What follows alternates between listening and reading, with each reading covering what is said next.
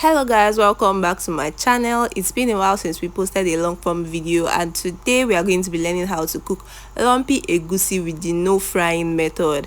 Yes, and this our egusi soup comes with a little twist. So here are the ingredients that we are going to be using. We have some dried fish, which is also known as panla, some cow skin, which you can also call kpomo or kanda, then our vegetable. This is pumpkin leaf, ugu leaf. Then we have our protein, our main protein, which is chicken. This is already cooked, it has been pre-cooked. We're just going to put that into the oven later to grill. Then we have onions and we have some ogiri. Yes, Igbo people, I don't know what the English name of that is. And to the star ingredient of our soup, the egusi. Our egusi is that color because I already grinded it with some crayfish. Then for the twist of our egusi, we are going to be using scent leaf. Yes, add scent leaf to your egusi and see the change that it gives to the taste. We are now going to go ahead to arrange our chicken into the baking pan and put that into the oven. You can decide to either do this or fry with oil, the normal method, but this is available for people that are like on a weight loss journey or fit farm gang. Yes, you can opt for this instead of frying method. So while that is in the oven, we are going to go ahead to build our soup base. Yes, this is what I call this, building flavors. So we'll go ahead to add our stockfish head and also the panla. Give this a good mix and allow it to cook. Please, you're not going to be seasoning now because our chicken stock already has enough seasoning, unless you feel like your chicken stock is not seasoned enough. Once this is brought to a boil, you stir and break your stockfish head. If it's not broken yet, then you can now go ahead to season. I seasoned with some salt, some seasoning cubes. Please season as you want, but make sure that it is not too salty or it is not too spicy. Yes, so I also went in with some grounded pepper and my ogiri.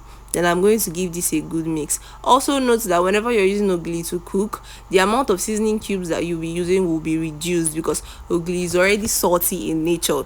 Yes, so you go ahead to add your palm oil to this mixture and also give a good stir. Remember that we are still trying to build our soup base and we are trying to infuse all the flavors that we can. After putting in your oil, you can now go in with some water. Please make sure not to add too much water so that your soup does not turn watery. Instead, add just little. Then after putting in your egusi, you can add more water. This way you're able to control the amount of water that you put in your soup. So we are going to cover it and allow it to boil. Our soup is boiled now. Then we'll go ahead to add the remaining of our ingredients. We'll go in with our kanda. We didn't go in with this earlier because the kanda is already soft and we don't want it to overcook and become too soft. Then you go in with some onions. Egusi soup loves onions. Yes, after going with some onions, you go with some crayfish.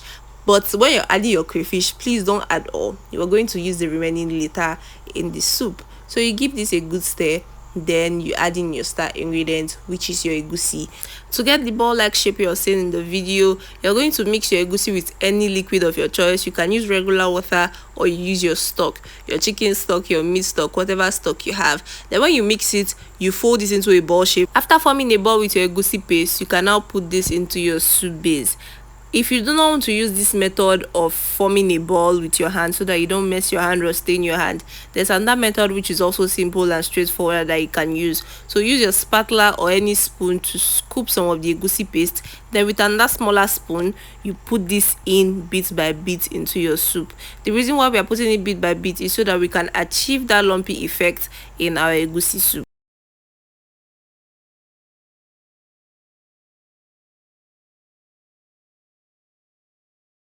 After putting in your egusi to your soup, you're going to shake your pot instead of stirring.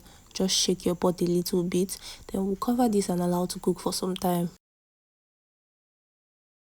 After it has cooked for some time, we are now going to stir this and dissolve our egusi.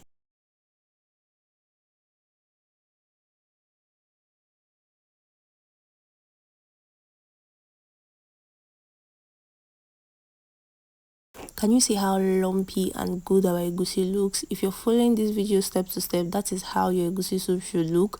Now it's time for us to add our vegetable. This is the last thing to do. Whenever you're cooking any soup, your vegetable should always come last. So we are going to go in with our ugu leaves first, and then we're going with some scent leaf. Finally, you go in with your remaining crayfish. This is just to add extra flavor to your soup. Then you give it a good mix. Normally, while cooking any soup, your vegetables, once added, you bring your soup down from the pot. But because we put in scent leaf in this soup, we're just going to cover and allow to cook for a minute, just 1 minute. After cooking this, our soup is ready, guys. You can now serve this in your plate and use any swallow of your choice to eat.